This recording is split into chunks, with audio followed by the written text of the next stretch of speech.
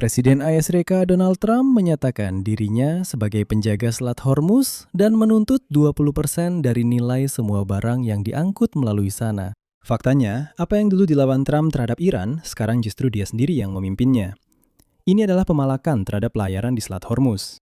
Perusahaan pelayaran memang meminta perlindungan untuk diri mereka sendiri, karena sejak perang dimulai, melintasi selat itu menjadi mematikan. Dan inilah jawaban Trump kepada mereka.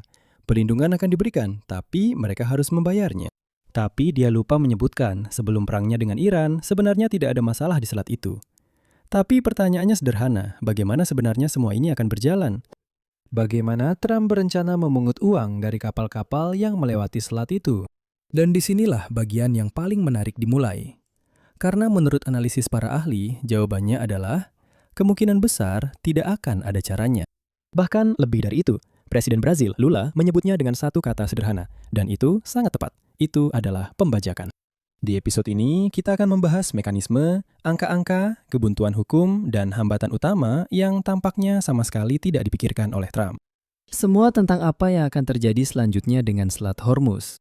Mengapa ide Trump tentang tarif 20% sejauh ini tampak sama sekali tidak bisa direalisasikan? Dan apakah dia benar-benar bisa menguasai seluruh Selat Hormuz? Nama saya Alexei Peci.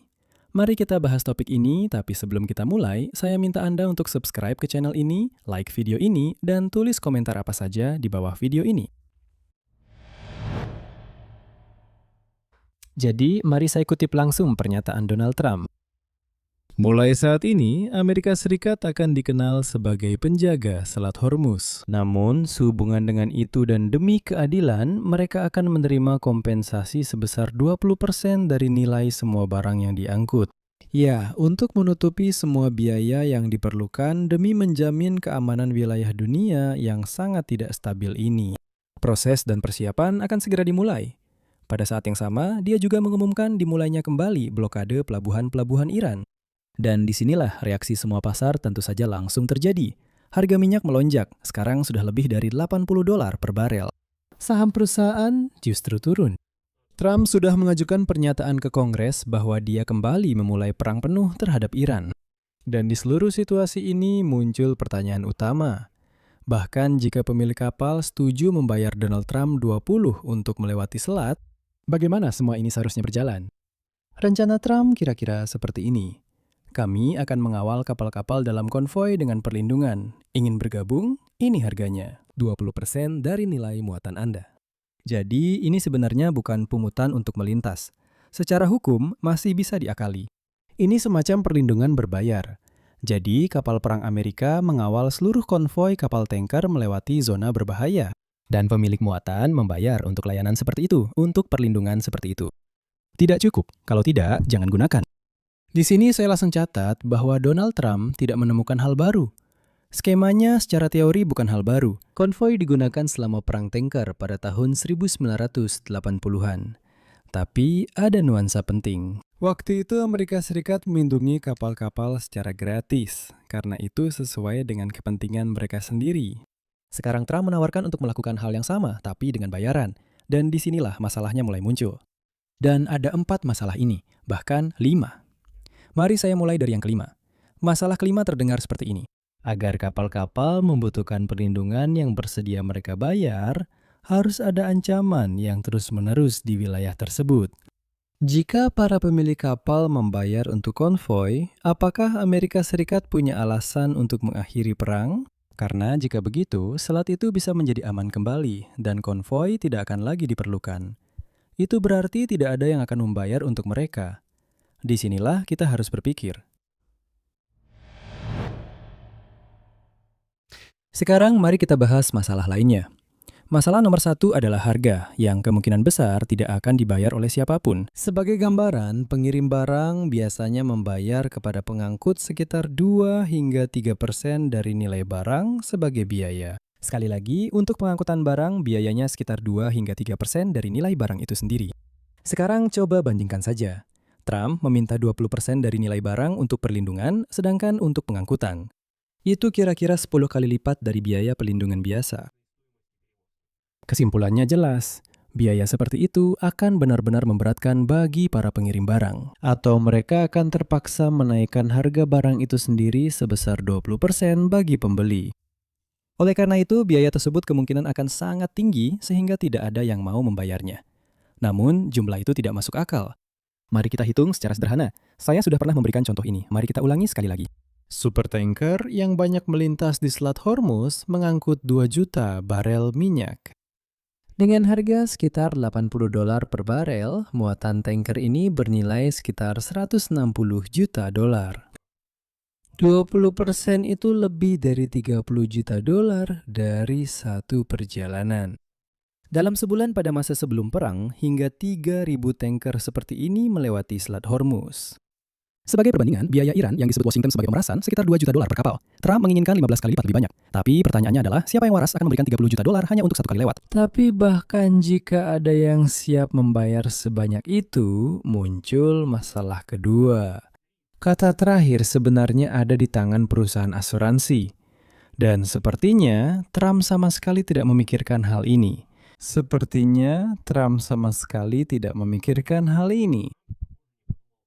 Bahkan jika ada orang berani yang siap membayar 20% untuk lewat, keputusan tetap bukan di tangannya. Yang memutuskan apakah kapal bisa lewat atau tidak bukanlah pemilik kapal, bahkan bukan pengirim barang. Yang akan memutuskan adalah perusahaan asuransi. Kenapa begitu? Akan saya jelaskan. Karena perusahaan asuransi bisa saja menolak untuk mengasuransikan kapal yang melewati Selat Hormuz jika mereka menganggap risikonya terlalu tinggi, terlepas dari apakah pemilik kapal siap membayar pelindungan Amerika. Dan tanpa asuransi, kapal bahkan tidak akan berlayar sama sekali. Tidak ada bank yang akan membiayai muatan, tidak ada penyewa kapal yang akan menandatangani kontrak jika kapal tidak memiliki asuransi. Itu tidak realistis. Satu-satunya pengecualian adalah ketika, seperti yang dilakukan Rusia, mereka membuat armada bayangan. Armada yang sepenuhnya ilegal yang mengangkut minyak Rusia, dan bahkan kapal-kapal itu tetap diasuransikan, hanya saja bukan oleh perusahaan-perusahaan barat. Jika tidak ada asuransi, maka tidak ada kapal yang akan berlayar kemanapun. Artinya, armada Amerika bisa saja menawarkan konvoi sebanyak apapun, tapi jika perusahaan asuransi berkata tidak, konvoi itu tidak akan pergi kemana-mana. Kekuatan militer tidak membatalkan underwriting asuransi. Dan begitulah cara bisnis ini berjalan. Tanpa itu, tidak akan ada yang berhasil. Masalah nomor 3. Kemungkinan besar ini secara keseluruhan adalah ilegal. Selat Hormuz adalah jalur air internasional, di mana kapal-kapal memiliki hak untuk melintas bebas menurut hukum internasional.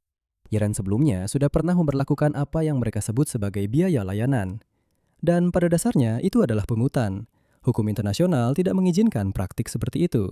Masalahnya adalah sekarang hal yang sama persis dilakukan oleh Amerika Serikat. Dan disinilah letak ketidaknyamanannya. Pada bulan Juni, Amerika Serikat dan Iran menandatangani perjanjian gencatan senjata sementara. Dalam perjanjian itu secara tegas dilarang. Teheran dilarang memungut biaya apapun dari kapal dagang yang melewati selat tersebut. Amerika sendiri yang memasukkan larangan ini ke dalam dokumen tersebut. Dan sekarang mereka sendiri yang melanggarnya. Tapi hanya untuk keuntungan mereka sendiri. Bahkan, Trump berulang kali menyatakan bahwa dia ingin melihat selat itu bebas dari segala jenis biaya.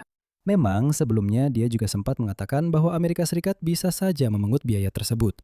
Saya sudah pernah menjelaskan secara lebih rinci tentang ketidaklegalan pendekatan seperti itu, lengkap dengan semua pasal dan sebagainya, di episode-episode sebelumnya. Kalau Anda tertarik, silakan lihat. Seingat saya, episode itu tayang 2 hari yang lalu di kanal YouTube ini. Masalah nomor 4, rincian tentang bagaimana semua ini seharusnya berjalan bahkan belum ada dari Trump dan timnya. Jadi, oke, secara hipotetis kita menganggap semua ini berjalan. Tapi bagaimana cara kerjanya?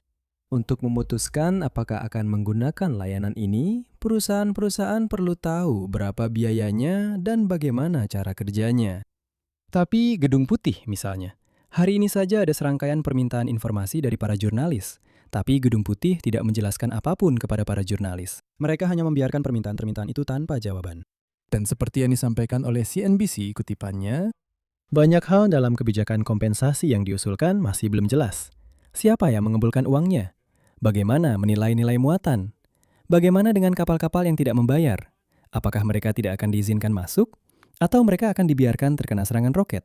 Tidak ada jawabannya. Sepertinya proses dan persiapan yang menurut Trump akan segera dimulai untuk saat ini hanya ada dalam bentuk postingannya di media sosial.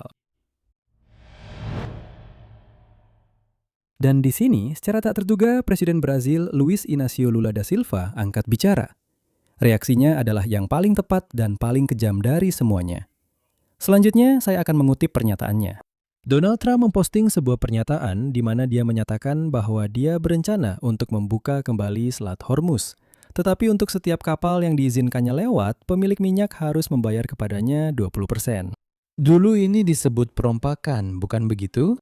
Negara penting seperti Amerika Serikat yang telah lama memerangi perompakan seharusnya sekarang tidak menjadi bajak laut itu sendiri. Dia tidak seharusnya memungut biaya untuk itu, karena selat itu bukan wilayah tanggung jawabnya. Dan disitulah letak inti masalahnya.